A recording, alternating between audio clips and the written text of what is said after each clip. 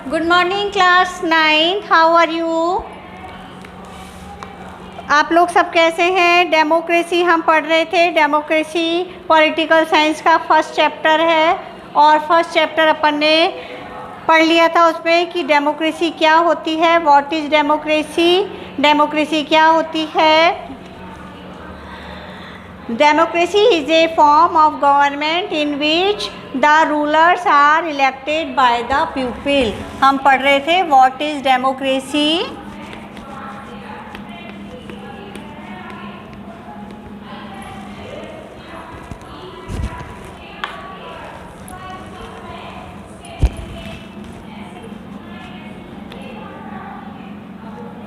Democracy क्या है।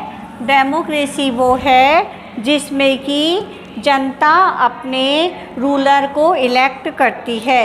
ये चीज़ हमने अच्छे से समझ ली थी, पर हमने देखा था कि केवल इलेक्शन ही होना, केवल जनता के द्वारा अपने रूलर को इलेक्ट करना ही डेमोक्रेसी नहीं है। हमने अलग अलग कंट्रीज़ के पैटर्न ऑफ गवर्नमेंट को देखा था। जैसे पाकिस्तान में मिलिट्री का शासन है, चाइना का इलेक्शन पैटर्न हमने देखा था और उसके बाद हमने ये निष्कर्ष निकाला था, हमें पता चला था कि डेमोक्रेसी के जो फीचर्स हैं, उसकी जो विशेषताएं हैं, उनमें फर्स्ट क्या है। In a democracy the final decision making power must rest the elected by the people. जो डिसीज़न लेने की, निर्णय लेने की जो पावर है, शक्ति है, वो किसके पास होती है। उन प्रतिनिधियों के हाथ में होती है जो कि क्या करते हैं, जनता के द्वारा इलेक्ट होकर आते हैं, जनता के द्वारा चुनकर आते हैं। तो डेमोक्रेसी के फीचर क्या हैं। Feature of democracy,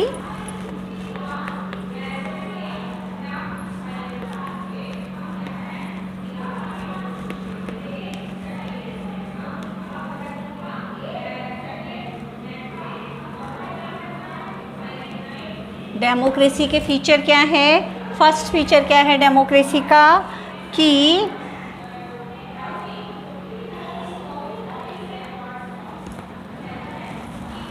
in India in a democracy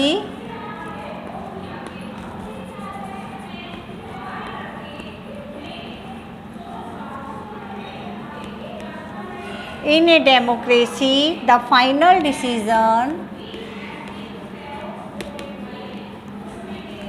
decision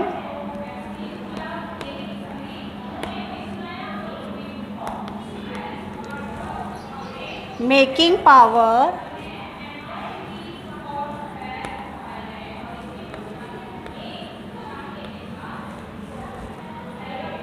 must rest with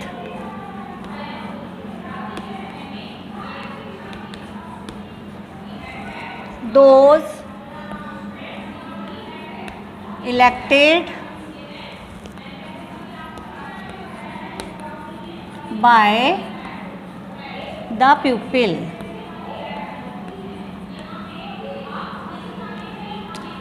सबसे पहली विशेषता, सबसे पहला फीचर डेमोक्रेसी का क्या है कि जो डेमोक्रेसी है उसमें जो फाइनल डिसीज़न होता है, पावर जो है वो किसके पास में होती है, इलेक्टेड पीपल के पास में, जो कि चुनाव के द्वारा जनता जिन्हें चुनती है, वो इलेक्टेड पर्सन्स जो होते हैं वो कानून बनाने का मेकिंग शक्ति जो है उनके हाथ में होती है। फाइनल डिसीज़न जो होता है वो लोग लेते हैं। फिर सेकंड डेमोक्रेसी की क्या इम्पोर्टेंस है, क्या विशेषता है, जो मैंने आपको कल बताया था कि free and fair election competition, कि जो इलेक्शन होते हैं, चुनाव होते हैं, उसमें सभी को आज़ादी है अपने वोटर राइट को यूज़ करने की, चुनाव देने के अधिकार को यूज़ करने की, और इलेक्शन के लिए जो तरीके इस्तेमाल किए जाते हैं वो सही तरीके होने चाहिए, इल्लीगल तरीके नहीं होने चाहिए। डरा धमकाकर, किसी तरह का दबाव डालकर वोटर्स को प्रभावित करके इलेक्शन नहीं करना चाहिए और जीतना नहीं चाहिए, है ना। हमने चाइना का उदाहरण देखा था और मैक्सिको का उदाहरण देखा था और हमने ये निष्कर्ष निकाला कि सेकंड डेमोक्रेसी की क्या विशेषता है। A democracy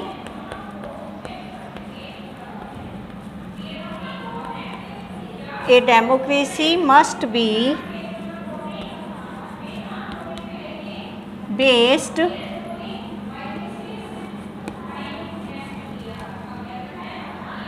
on a free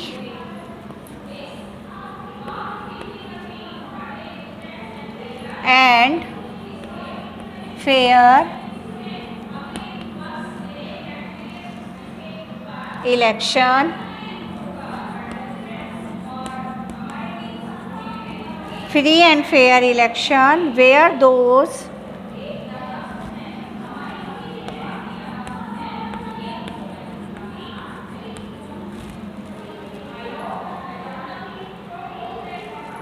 currently the power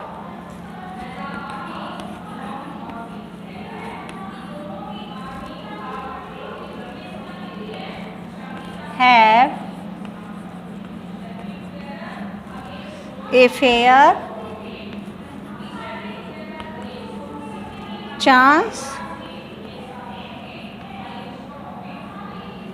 of losing. Democracy की सेकेंड फीचर क्या है कि democracy must be based on a free and fair election where those currently in power have a fair chance of losing. देखो, democracy में जो elected होकर person आता है वो चुनाव के सही तरीक़ों का इस्तेमाल करना हो चाहिए और सही तरीके का इस्तेमाल करके ही वो पावर में आता है और अपनी जो शक्तियां हैं उनका इस्तेमाल करके जनता के कल्याण का काम करता है और यदि ऐसा नहीं करता है तो वो उसको लूज़ भी कर सकता है, हार भी सकता है इलेक्शन में। थर्ड, डेमोक्रेसी का क्या फीचर बताया था मैंने कि in a democracy each adult must have one vote and each vote must have one value. कि हर एडल्ट का, देखो हमने उदाहरण देखे थे कि जैसे हमने देखा था 1 पर्सन 1 वोट वाले में कि सऊदी अरेबिया में वीमेंस को अधिकार नहीं था, महिलाओं को अधिकार नहीं था वोट देने का, है ना। फिजी में जो इलेक्टेड पर्सन थे वो एक ख़ास कम्युनिटी के होते थे। तो इस तरह की बातें यदि हैं तो फिर वो प्रॉपर तरीके से डेमोक्रेसी नहीं है। डेमोक्रेसी में क्या होना चाहिए कि हर एडल्ट व्यक्ति को, एडल्ट मीन्स जो 18 साल से अधिक की उम्र का है, 18 साल या उससे अधिक की उम्र का है, उसे पूरी तरह से 1 vote and each vote must have 1 value. उसका वोट का पूरा 1 वोट के बराबर वैल्यू होनी चाहिए और उसे पूरा 1 वोट देने का अधिकार होना चाहिए। तो थर्ड फीचर जो था हमारा डेमोक्रेसी का, थर्ड फीचर क्या होगा। मिटा रही हूँ मैं, इसको इरेज कर रही हूँ। आप लोग कॉपी साथ में लेके बैठा करो और साथ के साथ लिखते जाया करो।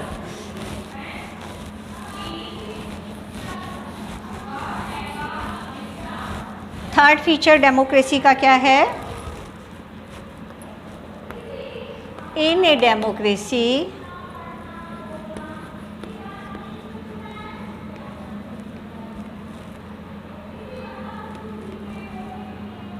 each adult citizen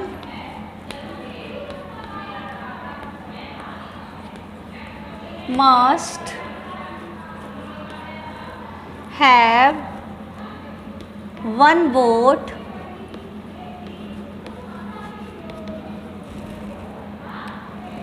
and each vote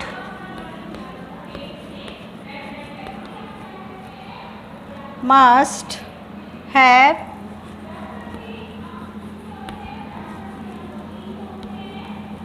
1 value.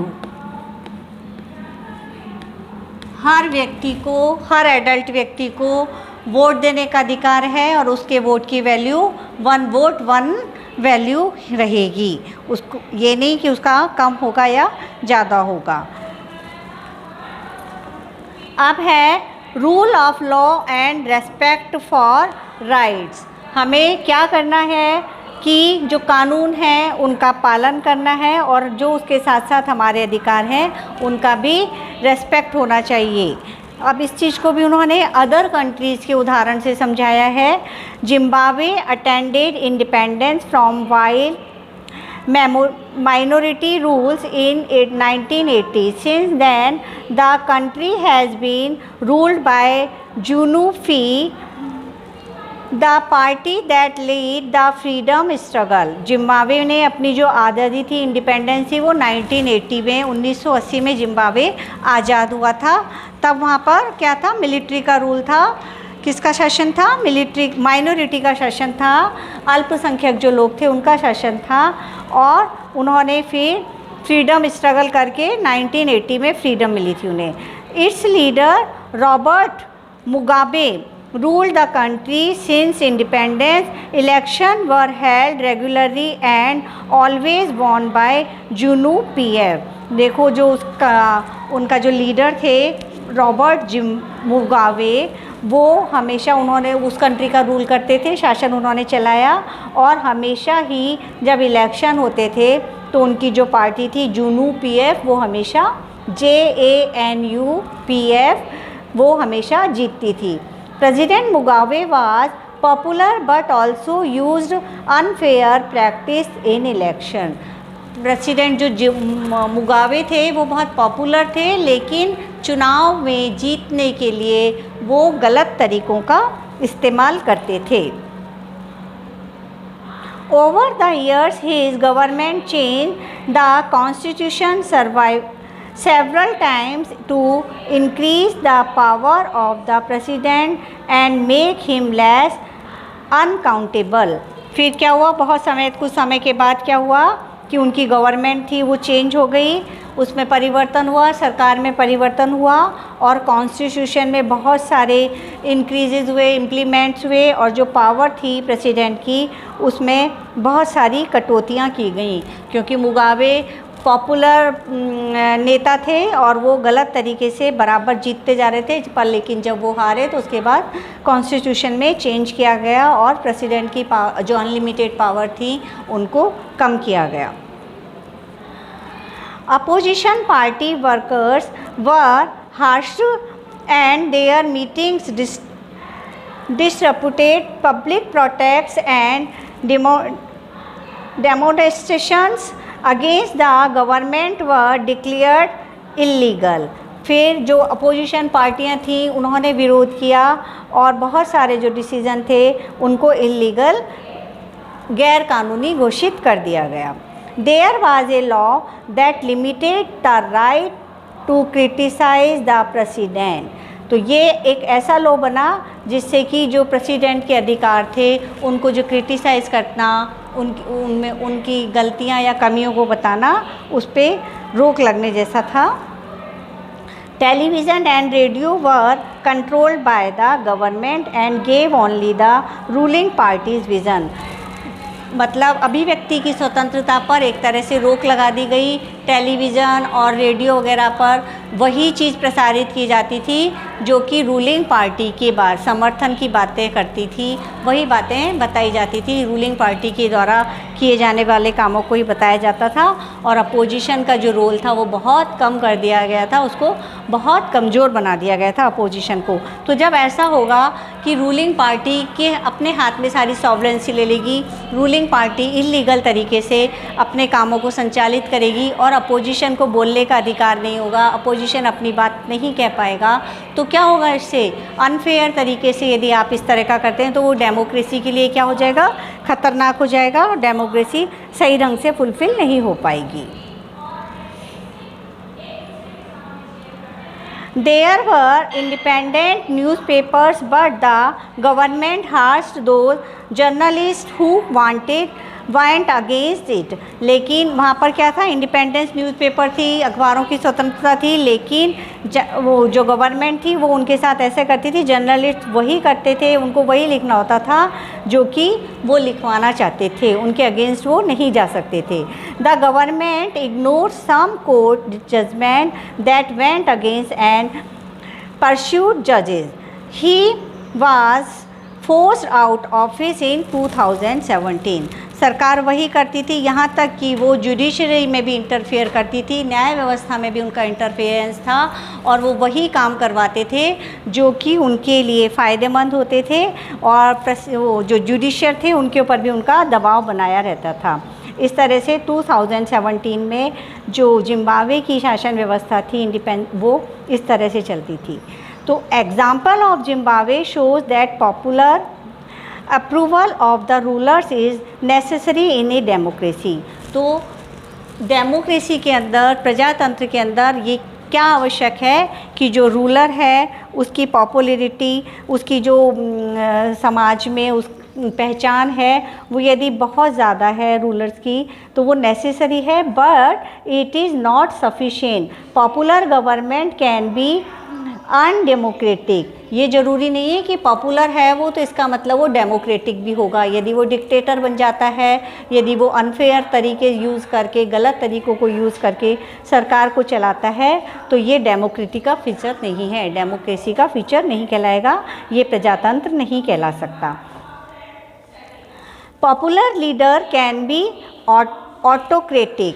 If we wish to assess the democracy, it is important to look at the election. यदि हम चाहते हैं कि डेमोक्रेसी सक्सेसफुल हो तो हमें फेयर तरीके से इलेक्शन करवाने चाहिए।